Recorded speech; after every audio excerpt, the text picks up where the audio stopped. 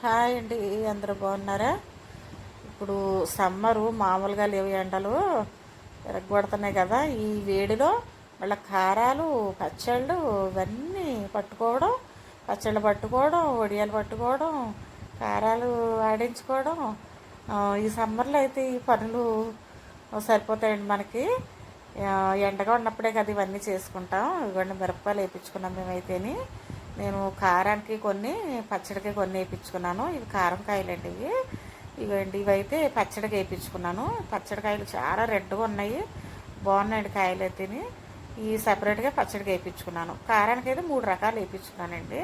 ఒకటేమో సన్నకాయలు, ముడతకాయలు, మళ్ళీ ఈ కాయలు, మొత్తం 3 రకాలు ఎండలో వేసేసి 2 రోజులు ఎండ పెట్టేసామండి. ముచ్చుకులు తీసేసాం మొత్తం. కాయలన్నీ ముచ్చుకులు తీసేసుకోవాలి, లేకపోతే కారం అంత మంచిగా ఉండదు ముచ్చుకులు తీయకపోతే. అందుకని మేము అన్ని ముచ్చుకులు తీసేసి ఎండలో ఎండబెట్టేసుకుని 2 రోజులు తర్వాత ఈ కారం పట్టించేద్దామని. కారం పట్టించిన రోజున మనం ఇవన్నీ ప్రిపేర్ చేసుకోవాలండి.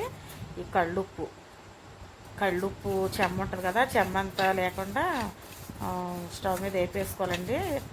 ఈ ధనియాలు కూడా మరీ మాడనివ్వకూడదు, మాడనివ్వకండి. ఇది 4 కేజీలు పట్టిస్తున్నాను. 4 కేజీలు సరిపడితే నేను వేస్తున్నాను. మరి సరుకులు ఎక్కువేనండి. ఈ ఆవుంట్లు, ఇవి ఆవుంట్లు వేస్తే కారం బాగా రెడ్గా బాగుంటుంది. ఇవి కొన్ని మెంతులు వేసాను. మెంతులు కూడా వేసుకుంటే మంచి సువాసన కింద ఉంటుంది అనేసి కొద్దిగా వేసానండి. తర్వాత నెక్స్ట్ నేను కరివేపాకు వేసానండి. కరివేపాకు అయితే ఎక్కువ లేదు ఇంట్లోనూ, ఒక గుప్పుడు ఉంటే ఆ గుప్పుడే చెమ్మ లేకుండా చూసుకోవాలండి. కరివేపాకు బాగా తడి లేకుండా ఉన్న కరివేపాకుని వేపించి అప్పుడు మొత్తం ఇవన్నీ కలిపేసి ఈ మిరపకాయలు మొత్తం ఈ సరుకులన్నీ కూడా నేను కారం పట్టించేసాను. మిల్లికి పంపించేసి మిల్లికి పంపాను. అక్కడ జనం ఎక్కువ ఉన్నారన్నారు. 1 గంట టైం పెట్టారు. గంట కాదు 3 గంటలకు ఇచ్చారంట ఆయన మాకు. చాలా వేడిగా ఉంది కారం అయితేనే.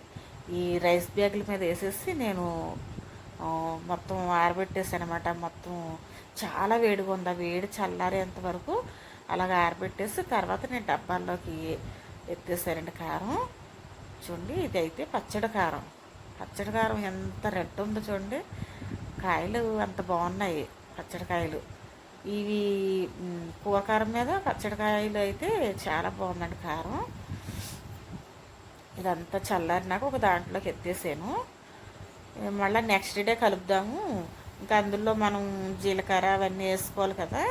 అందుకని మళ్ళీ నెక్స్ట్ డే ఇంకా అదే రైస్ బ్యాగుల మీద కారం కలిపిన ఇవే కదా అనేసి నేను మళ్ళీ రైస్ బ్యాగుల మీద కారం కలిపేద్దామని తీసాను అన్నమాట.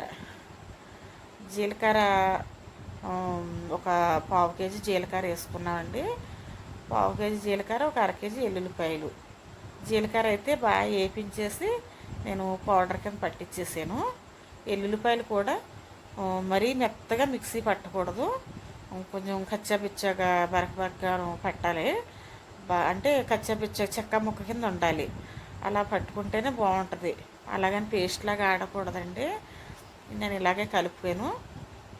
బాగా కలిసేటట్టు కలుపుకున్నాక అప్పుడు మనం డబ్బాల్లోకి తీసుకోవాలి. డబ్బాల్లోకైనా సరే, కవర్లోకైనా సరే. మేమైతే వెంటనే నేను ఫ్రిడ్జ్లో పెట్టేస్తానండి. అంటే బయట ఉంచితే కలర్ మారిపోతుంది, కారం సువాసన ఉండదు. ఇప్పుడు కలుపుతుంటే మాత్రం ఎంత సువాసన వస్తుందో.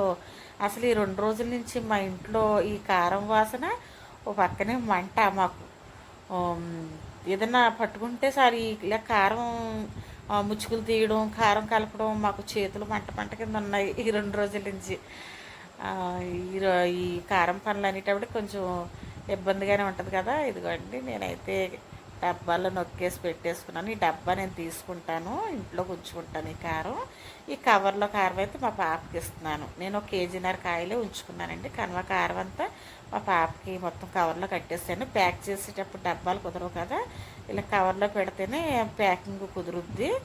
ఈ కారం పచ్చళ్ళు అన్నీ ఒకసారి పంపిస్తాను.